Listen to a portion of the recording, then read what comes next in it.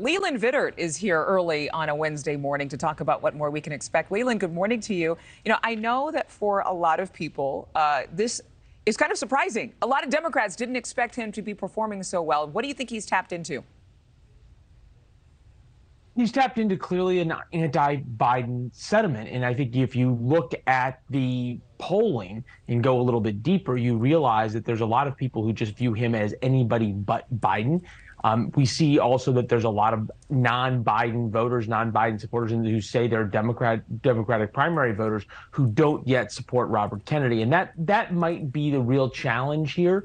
Coming up for Robert Kennedy over the next couple of months, and then the town hall, starting with the town hall tonight, is to introduce himself to not necessarily the highest information Democratic primary voters, not everybody who's completely involved in this, and also say to people, hey, you may not like Joe Biden, and that may be a reason to say you want to vote for me. Here is the reasons to go tell your friends to vote for me. Here are the things about my views that should push you to the polls. And that's going to be sort of the secondary part now of him introducing himself.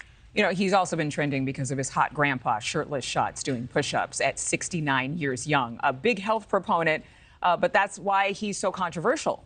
Booted off of Instagram a couple of years ago for misinformation during COVID. Do you think that those kinds of issues that completely stray away from the typical Democratic platform are now going to be eclipsed because he has some kind of cool factor?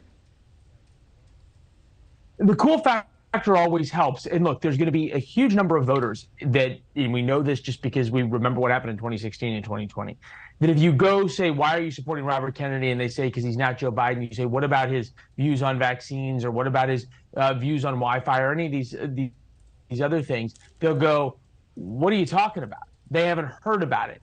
Now, you could look at that two ways. One is if only they're told, then they'll stop supporting him, which is kind of what the view of the media is of Donald Trump. If only you tell the voters how bad Donald Trump is and all the bad things he does, people won't support him anymore. That tends not to work because people who view somebody as a fighter for them, and that's how Robert Kennedy is portraying himself. He's saying, look, everybody else has done you wrong. They are the establishment. I am the independent voice who is here to fight for you. That's really appealing to sort of the alt populist, if you will. If you want to take, the new populist front on the right within the Republican Party, Robert Kennedy represents a populist front, an anti-establishment front on the left. And frankly, in an incumbent election, as we have with Joe Biden, there's a lot of Democrats who feel really disenfranchised, who feel as though that Joe Biden promised them a lot of things, hasn't necessarily delivered. And here's Robert Kennedy saying, I'm different, I can. Yeah, and I think the Kennedy name still does play a part. I mean, it's legacy, it's dynasty. But I want to ask you what your take is from his trip to the southern border to obviously that very controversial Joe Rogan Experience interview. Is he getting a fair shake from the mainstream media?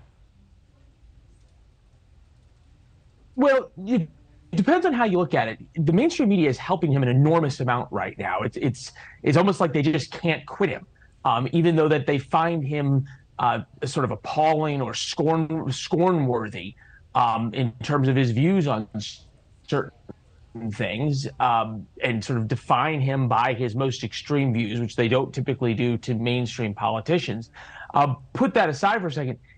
He's getting an enormous amount of attention, which is a little bit like what we saw during the 2016 nomination of Donald Trump, is that there was a group in the media who could not believe the president.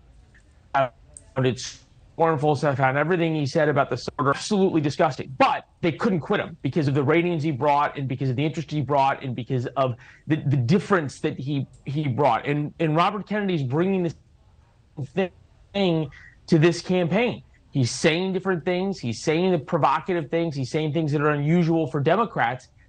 People want to cover that. When you've got a presidential candidate without his shirt on, wearing jeans and a belt, doing push-ups, that's different than everything else we ever see every day. And it's something to talk about. And it is. I think we're getting a little technical glitches there on your audio, Leland. On this moment, and members of the media will be go,